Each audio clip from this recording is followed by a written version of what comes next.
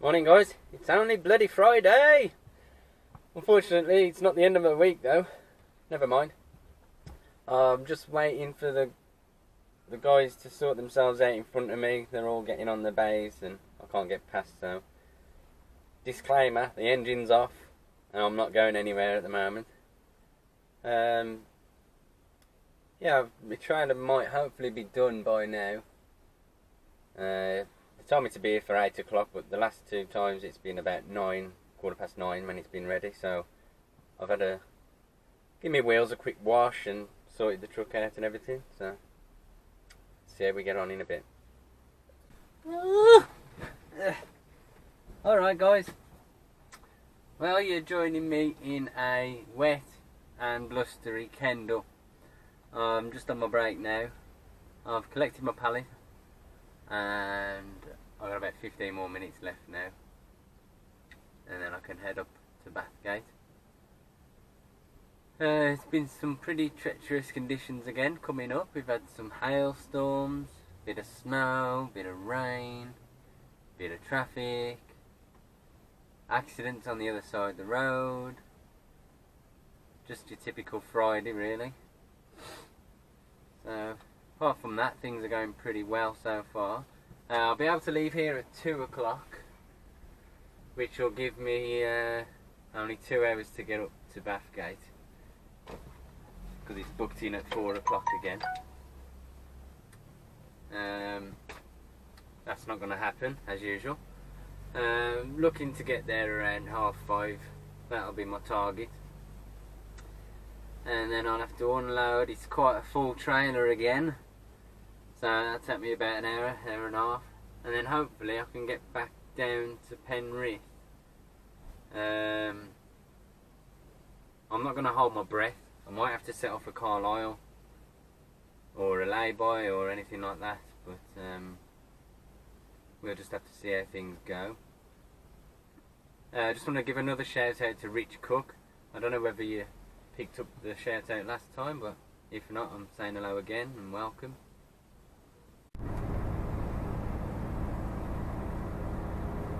Well guys, I've had my break now and it's back up this beautiful A6, back up to the M6. When I was coming through Kendal, there was a sign on the road saying that the A6 was closed. However, I've spoke to a lot of people while I was at the delivery just now, and they've all confirmed that it's still open and there's stuff coming back down here. So I'm assuming the road isn't closed and they just haven't moved the signs yet. I've looked on the app while I was parked up, looked at all the traffic, and there's nothing there to say it's shut, so we're coming up this way. If it was shut, then it would have been a pretty long detour back to join the M6 at junction 36, I believe, and then tootle my way up the M6 instead that way. So I don't know if you can see, but they've had a good dosing of snow and the Lake Districts are now looking nice and beautifully festive with snow on the peaks. I'm assuming that we'll be up in the clouds again, like in the time lapse in episode 60. If you haven't seen our My Trucking Life 60, I recommend to just go and check that out. I've got the time lapse fixed with music on. So yeah, pretty stunning scenery, and I'm really proud of that little clip I've done. So we're just taking it nice and steady. We can do 50 up here, but there's no point risking it. There's no point rushing. Just take it nice and steady on these windy winter roads. You guys in America, yes, I understand that these aren't nowhere near as wintry as I should say, but you get my drift. It's actually got a bit milder at the moment. It's been like 2 degrees.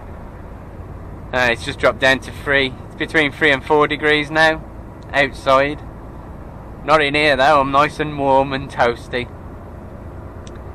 So yeah, you got some lovely lovely snow-capped hills over the left.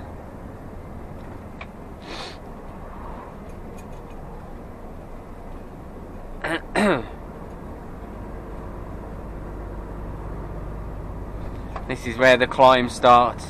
I think the highest point is 1440 metres, but I don't know whether that's just this road or further on. I'm not 100% on that, but it's beginning to look a lot like Christmas everywhere you go.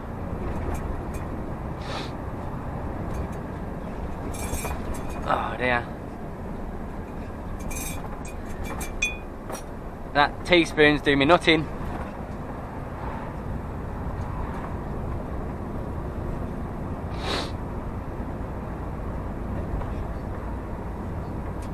So yeah, we got a big ascent all the way up to the top, and then there's a really steep downhill part as well afterwards.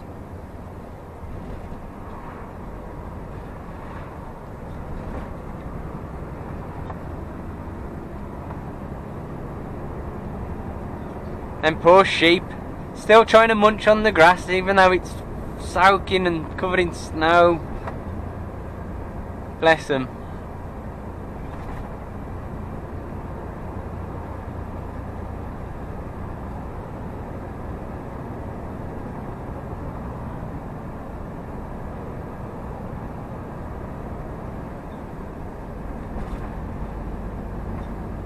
Absolutely breathtaking scenes.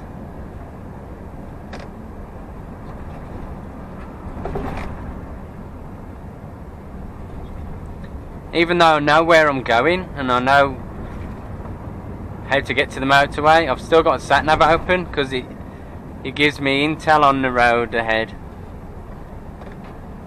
Rather than not being prepared, I've got the road panned out. Just a quick glance and I can see what's coming up. I can see the slow bends, the tight corners. So I'm not going to be surprised by any. Obviously, the more I do the route, the more I can take it in and make a mental note of the turns, but there's no pressure to do it when you've got a screen in front of you with it all on. So starting to get a bit of a fan club behind me.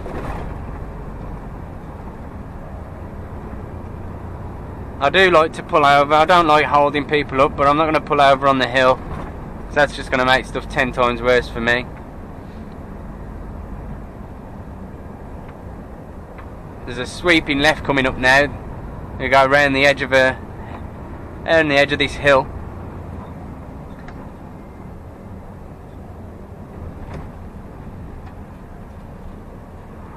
And you can see the clouds. Yeah, we're definitely going to be up in them soon. Oh, we got a slow mover somewhere. So as you can see, I wouldn't have gained anything by pulling over just then, because I'd have been coming up to the back of this tractor. So the pressure's off me now. I'm not holding everyone up.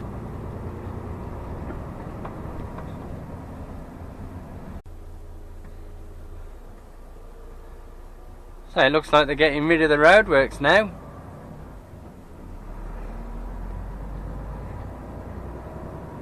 This is the next big incline. I think this is the main one on this route. And I think I got about 36 or 37 pallets on. And it is quite heavy. It's not a super heavy load, but it's enough to keep me slow. So you're getting 30 mile an hour now and struggling. So we're up in the clouds now, and this is what they were saying by the hazardous wintry conditions, I guess. It's like a good inch or two they've had overnight or whenever.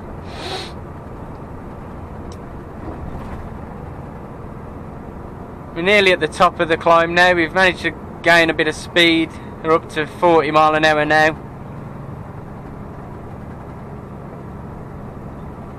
Looks like they're assembling a new pylon over there.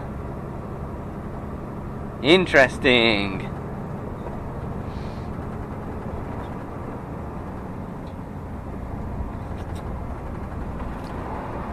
So yeah, now we're at the top. We've got more Lake District to our left. The right is towards the M6, but it's a good mile or two away at least. Maybe even more, I'm not sure. So I'm prepared to slow down already because this is where the decline starts. Descent, sorry, that's a better word. So I've got a lot of weight behind me pushing me, so I've just got to ride the exhaust brake down. I don't want to risk any problems at all. There's a tight bend near the bottom somewhere as well, I know of. So just take it nice and steady. There could be black ice anywhere for all I know as well.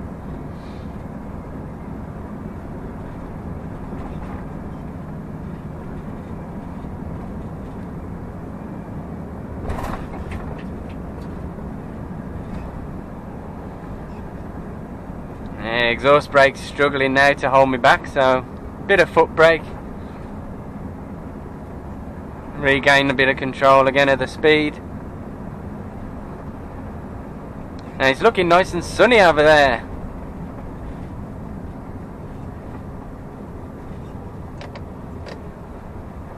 Yeah, here's that tight left-hander that I was telling you about.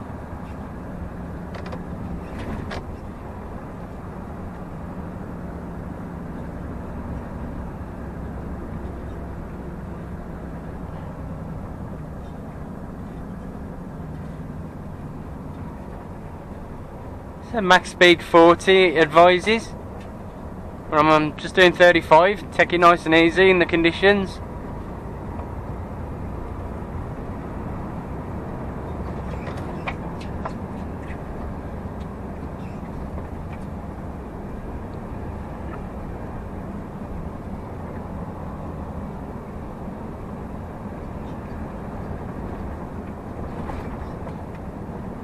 Anyway, that's it. I'll cut this out now.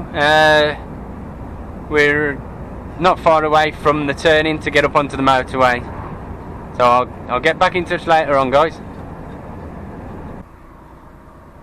Right, guys, we're just at the back of a tailback again here. We're up on the A74 in a minute. It's been like this for a couple of minutes now. The sat-nav was saying 4-minute delay. It's been 10 minutes, 12 minutes. Now it's settling for 4 minutes at the moment.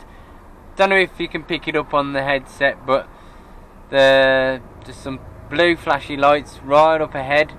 They're escorting a slow moving super large load. I don't know whether that's the back of one there. It looks like there might be a wind turbine on the back of that. But we're just trying to catch him all up now. Hopefully they'll park up in a minute so we can clear the tailback and get in front of them, but never mind, these things have got to be shifted, haven't they? So they've got to do it sometime. Well, just as luck would have it, they seem to have pulled over, or they've had to stop for emergency or something. And my eyes are still working pretty good because they are wind turbines. I'm pretty sure about that. Absolutely monstrous load. Look at that. And there's not just one of them either. That is some amazing skills. It looks like they're just waiting for perhaps they've got to get off at this exit just before we enter Scotland, actually, look. So it looks like they're waiting for the roads to be cleared or the police escorts to come by. It looks like they're up on the junction. So we're free of those. It seems the tailback must have been for everyone to have a look at them. I mean, I had a look at them and I didn't slow down to do it. Oh dear. Well, we've now crossed the border into Scotland as well. So, let's keep it going, eh? Well, we've just passed a place called Crawford, which has appeared on this episode of Oh My Trucking Life, down below. As you can see, the weather's took a turn for the worse. It's a bit of a snowstorm at the moment. We are quite high up again. So, looks like they're going to have another good couple of inches tonight. I don't know if you can see, but the mountains are already covered in it. So, yeah, this is going to stick tonight, and it's going to be pretty hazardous. I don't know what it's like further up where we're going, near Edinburgh, but if this is anything to go by, then it must be pretty treacherous, I guess.